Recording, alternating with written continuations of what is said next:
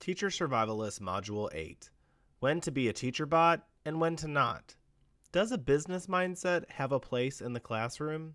In today's module, you will learn how to simplify your communication with parents, administrators, and students. The goal today is efficiency, to take some of these tedious tasks that you have when it comes to communication with parents, students, or administrators, and maximize your output. We're trying to create simple, easy, editable, non-identifiable templates so that you can quickly shoot out an email, shoot out a text, and keep parents up to date on grades or any of those types of things that kind of nag and spend hours and hours and hours on your day. So at the end of this, you're going to be a teacher robot. That's my robot voice. Normally in education, we are really throwing ourselves into our work. This is not one of those times. This is when someone who comes from business land and really values efficiency is going to thrive. And so as you work your way through today's companion resource, you'll be looking at some email templates that I've created to give you an idea of how to do this. And then you'll actually put it into practice by pulling some previous emails that maybe you have sent to parents or administrators or students and editing those down using the methods described in Module 8. By the end of Module 8, you should learn how to take back some of your valuable time. You will learn how to maximize your efficiency and reduce daily stress. You don't need to try so hard. Realize you're right where you need to be. You had it from the very start. Hidden in your heart, there's a remedy. Don't be sad, don't get stuck in the past. Don't try to force it, nothing will last. Nothing's real if it's not in this moment. Nothing's here. I am a teacher robot. Please don't expect much from me. It's probably not the right way to say it, but today's episode is all about when to be a teacher bot and when to not. So we are amazing educators and we are exciting and expressive teachers who put our all into everything that we do every day. And I just want to take a minute to step back and remember there's times that we need to just be robotic in nature. As I've mentioned in previous episodes, kind of JTF, just the facts, and succinct and to the point. So we're going to be looking at some of these areas of teaching that you may have certain feelings about, or you may have anxiety about, or whatever it may be. And the goal by the end of the episode today is to provide you with kind of the calm knowing that it's okay. And I'm going to give you some criteria to kind of know how to deal with the following topics: parent emails, commenting on students' work, texting parents, all these types of things. So these are what I found over my mentorship time in education this is kind of the topics that I would notice that teachers would come to me and ask, what should I say?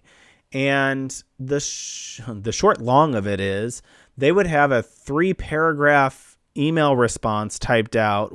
Basically, it was a defensive dissertation, in essence, of what they thought they should say.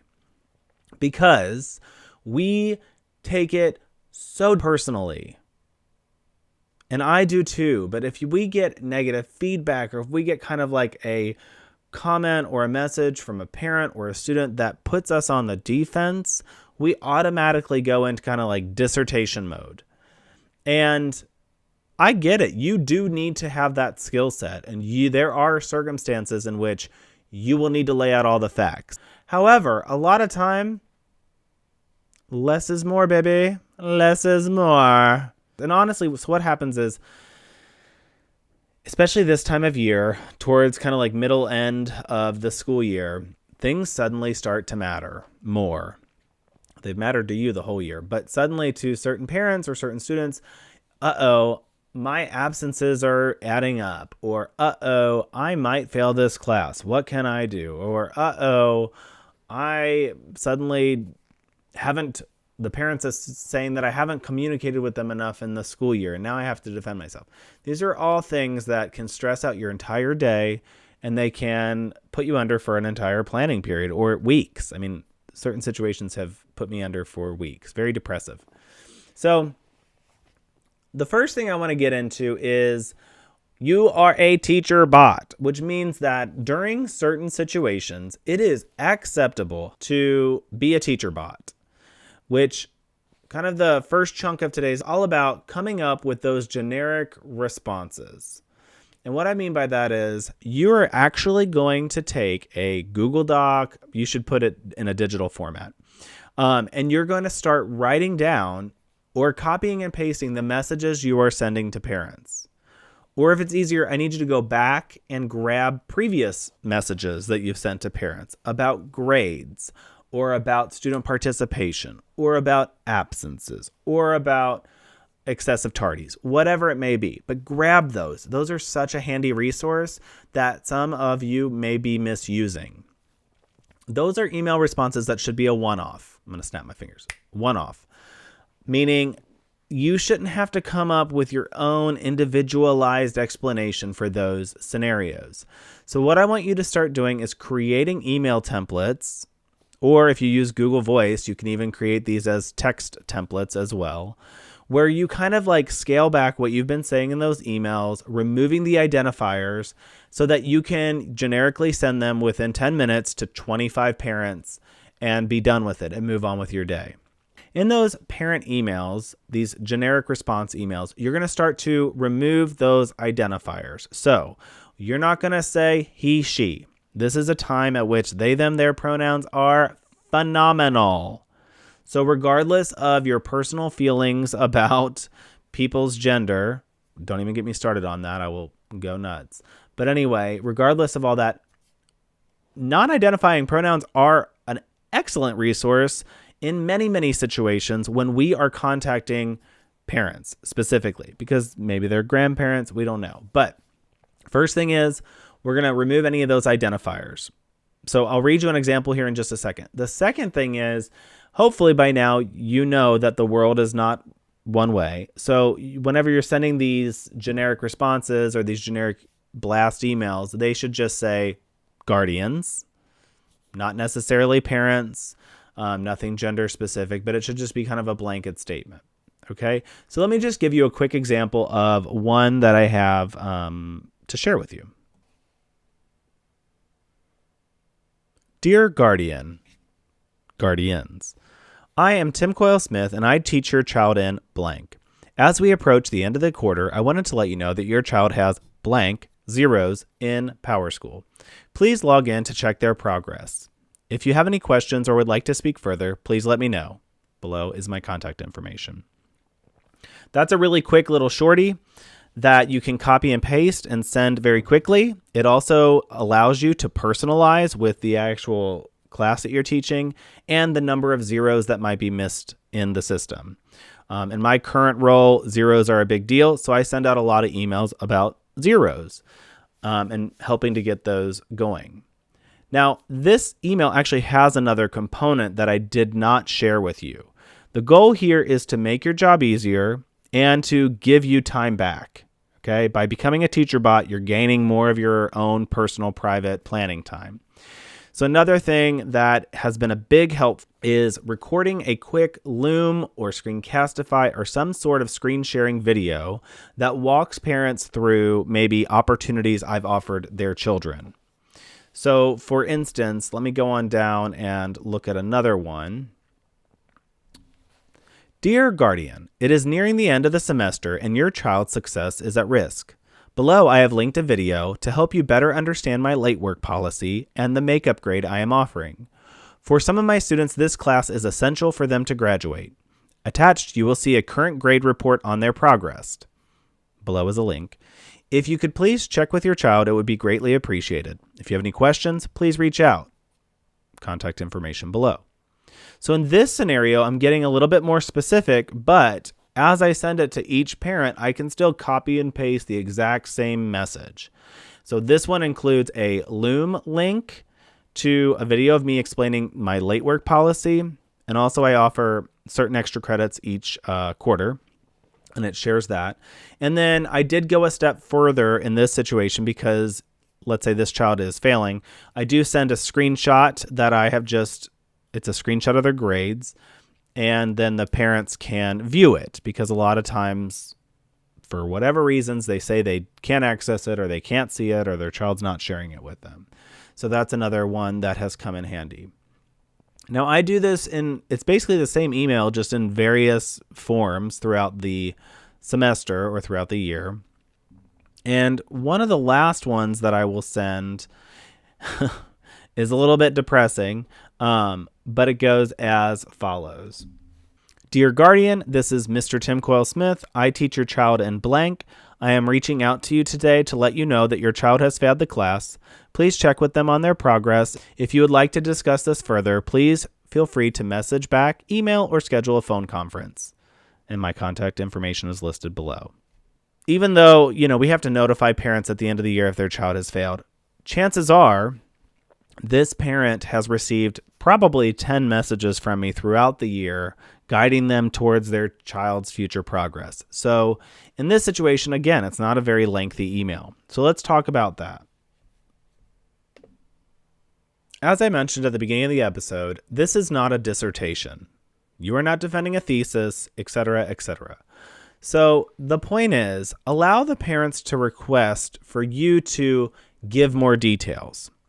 And what I mean by that, I don't want to hold back from parents. I don't want to cheat them out of information that they should know.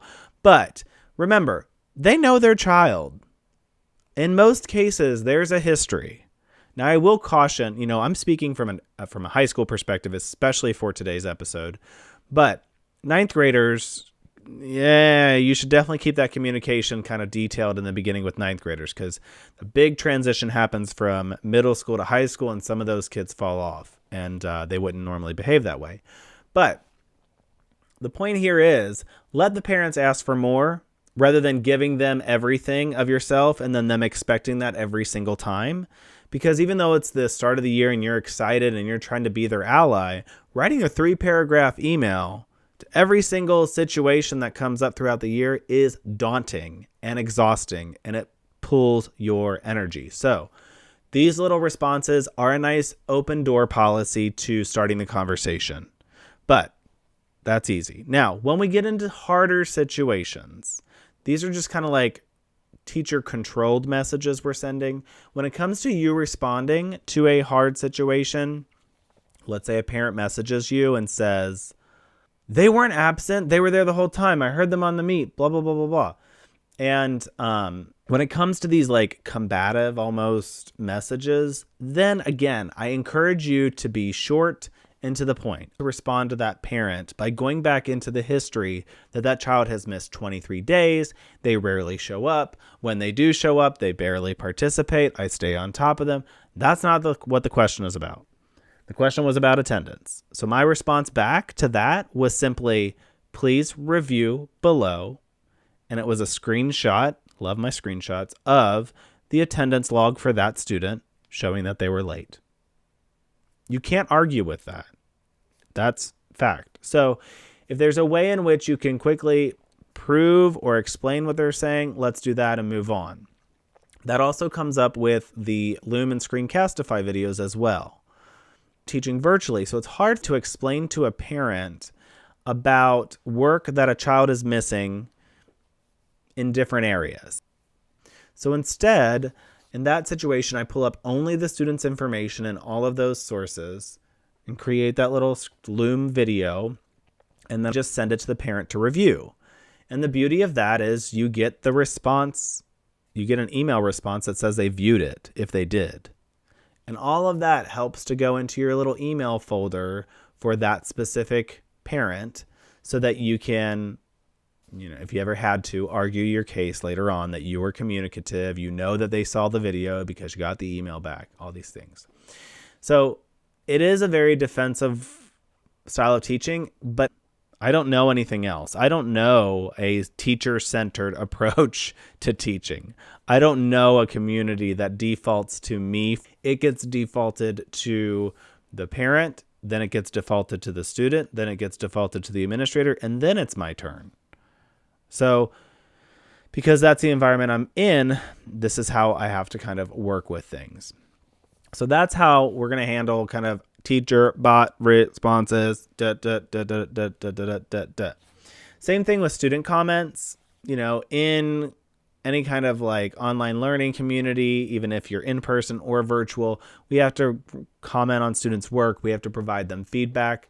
I encourage you to be genuine and type out your most common responses that you send students.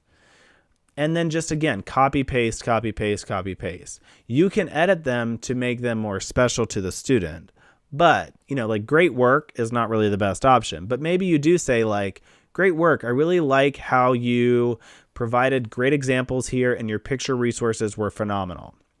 You can kind of edit that for each individual student as well. For right now, that's a digestible amount of understanding how to speak with parents in a succinct way that still leaves the door open to have a bigger conversation. It's a nice way to provide students feedback without, taking all of your time. And a goal here is not to be disingenuous. It's not to, it's not to lack connection, but our job is enormous. It is so big. So the idea is let's give a little, and if that's enough, great. And if then somebody needs more, you're available to it and you understand how to handle things. Meaning you can give all the details. You can provide a parent or an administrator the full story. But most of the time, even if you do send them the novella of your situation, your 3-paragraph, they're going to breeze through that and still get JTF. They're still going to end up with just the facts of what you said. So let's start with the facts, and then you can provide the novella later if necessary. Realize you're right where you need to be. You had it from the very start. Hidden in your heart is a remedy. Don't be